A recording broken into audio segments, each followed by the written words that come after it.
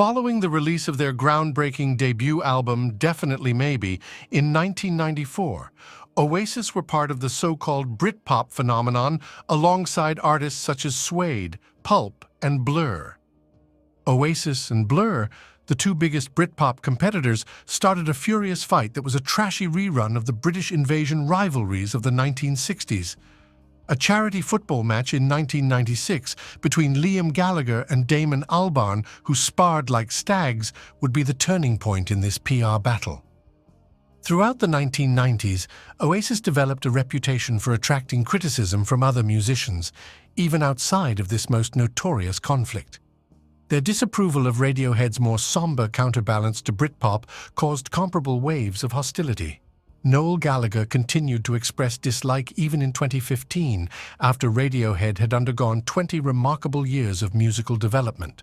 Noel told Esquire, "I'm aware that Radiohead have never had a fucking bad review. I reckon if Tom York fucking shit into a light bulb and started blowing it like an empty beer bottle, it'd probably get 9 out of 10 in fucking Mojo. I'm aware of that."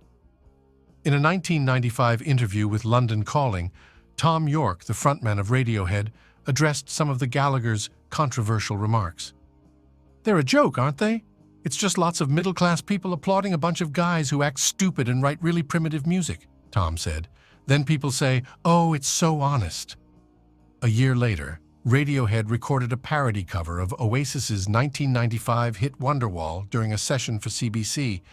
A band member is audible at the end of the rare tape saying, "Is this abysmal or what?"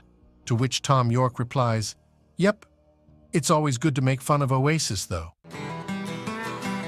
Another blind to you, blinding. There are many ways that I would like to sing to you, but I don't know how. Said maybe. Is this abysmal or what? Yep, okay. Oasis made it very clear throughout their rapid rise to fame on a worldwide scale who their favorite band was. Liam Gallagher's choices of baby names and clothes revealed that Oasis was obsessed with looking like a Mancunian version of the Beatles. When Oasis said they were bigger than the Beatles, they echoed John Lennon's divisive remarks about God. In response to such swaggering statements, McCartney told Q Oasis were young, fresh, and writing good tunes. "I thought the biggest mistake they made was when they said, 'We're going to be bigger than the Beatles.' I thought, so many people have said that, and it's the kiss of death. Be bigger than the Beatles, but don't say it. The minute you say it, everything you do from then on is going to be looked at in the light of that statement." Despite displaying his characteristic humility in these remarks, one can't help but believe that McCartney would have agreed with George Harrison, his old bandmate, regarding the Gallagher brothers' mindset. The band was criticized by the Beatles' guitarist in 1996, who said, "The singer Liam is a pain, the rest of the band don't need him, and the music lacks depth." Liam's pride was obviously hurt by this, but he has never been one to back down. In an interview with MTV, Gallagher reacted angrily, "If any of them old farts have got a problem with me, then they should leave their Zimmer frames at home, and I'll hold them up with a good right hook. I still love the Beatles, and I still love George Harrison as a songwriter in the Beatles, but as a person, I think he's a fucking nipple," Liam clarified. "And if I ever meet him, I'll fucking tell him. And if you're watching, Nipple," he added, "so it goes to show all the time the Beatles and all of that. It's so fucking stupid, because he's the silly one because he reads the press. How's he know I'm silly? I'm not silly. He only reads the press, you know what I mean? So he's the fucking silly one." Oasis was also disliked by McCartney's and Harrison's old buddy Mick Jagger. Jagger remarked in 1997, when Oasis's third album, Be Here Now, was released, "You can't dance to it. The new album's impossible."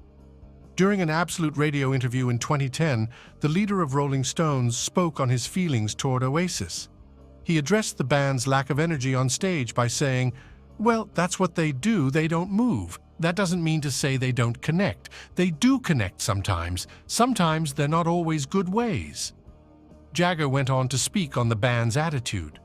What was that famous story when they were in New York and they didn't think the New York audience was loud enough and they said something like, "You're rubbish" or something? "New York, you're a load of crap" or something like that, which is not what you do anywhere really, especially in New York, Jagger said. In addition to violent threats against aging rock artists and Britpop feuds, Oasis also created a stir with pop singer Robbie Williams. Even though the former Take That singer and the Gallagher brothers were said to have partied together at Glastonbury in 1995, their relationship had deteriorated by the turn of the century. This rivalry has persisted for more than 20 years, but it came to a notorious climax during the 2000 Q Awards. In a 2022 interview with Apple Music's Zane Lowe, Williams reflected on his stormy relationship with Liam Gallagher and that he liked Oasis's music but couldn't get over the band's bullying behavior. "Ultimately, I'm a huge fan of Oasis and always was," Robbie said. "I was there and I was part of it, and it was fucking unbelievable.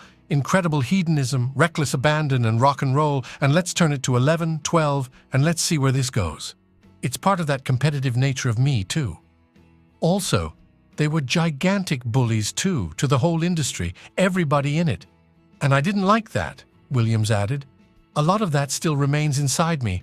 They're probably different people now, but there's a lot of me that's like, they're fucking bullies, them. I don't like bullies."